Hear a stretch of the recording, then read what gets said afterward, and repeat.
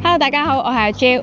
好多人話咧，舊樓嘅好處就係間隔非常之實用。我哋今日嚟到荃灣去參觀一個樓齡差唔多40年嘅單位，業主咧係一對夫婦嚟嘅，佢哋啱啱購入咗新居，想重新裝修，加入佢哋中意嘅奶油風。我哋一齊睇下設計師點樣處理啦。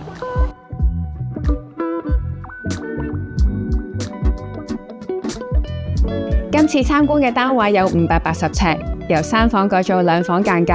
裝修後走現代簡約風格，線條盡量保持簡單。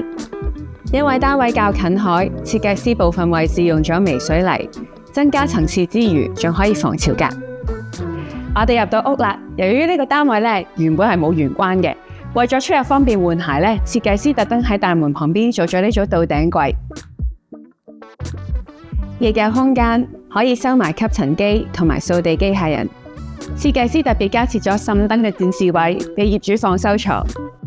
業主今次有一個特別嘅要求，就係要喺客廳呢邊有張多功能嘅吧台，吧台下面有空間可以放鞋同埋2個大篋。客廳梳化而家就靠住吧台擺，而對面嘅電視機背板就用咗微水泥漆面，電視機就可以掛牆擺放。另一邊嘅飯廳就放咗獅子櫃同埋4人餐台。衛生有玻璃位，可以放置一啲擺設。設計師喺餐台隔籬嘅牆身做咗直條裝飾，再用木飾板包起咗個轉角位，咁就可以襯翻客廳嘅電視櫃啦。走廊連接2間房同埋廁所，由於設計師都覺得3對門對正唔係咁靚，所以特登用咗木板做暗門。走廊天花原本有條橫梁，而家用咗半弧形裝飾，加埋燈帶，令到成個空間柔和咗好多。廁所全部重新做過，牆身同埋地板用咗微水泥鋪砌，好考師傅功夫㗎。沖涼位維持淋浴設計，而洗手台同埋鏡櫃都擴大咗，令到空間更加實用。主人房由2間房打通，超過100尺。設計師喺度做咗地台，可以放到張6尺嘅雙人床。設計師仲用咗窗台嘅位置做咗張長形嘅梳妝台，台面一直伸延到床頭，可以當床頭櫃咁用添。另一邊就係入牆衣櫃，可以放到唔少衣物，仲有塊隱藏鏡可以拉出嚟添。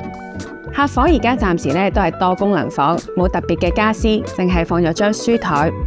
最後嚟到廚房啦，由於呢度有一定嘅樓齡，所以一定要重新執過。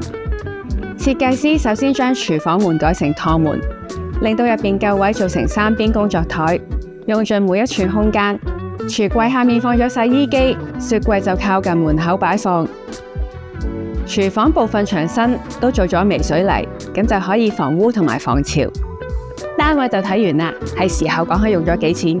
今次大裝修家私同埋設計費總共用咗80萬，家私佔咗40%。另外，業主用咗近6萬蚊加設咗智能家居，例如自動開燈、控制窗簾咁，令到生活方便一啲。唔知大家鍾唔鍾意今次嘅裝修呢？歡迎喺下面留言話俾我哋知。如果想繼續睇多啲靚盤嘅話，記住 like 我哋 Facebook page 同埋 subscribe 我哋 YouTube channel， 咁就唔會錯過最新嘅資訊啦。我哋下集再見，拜拜。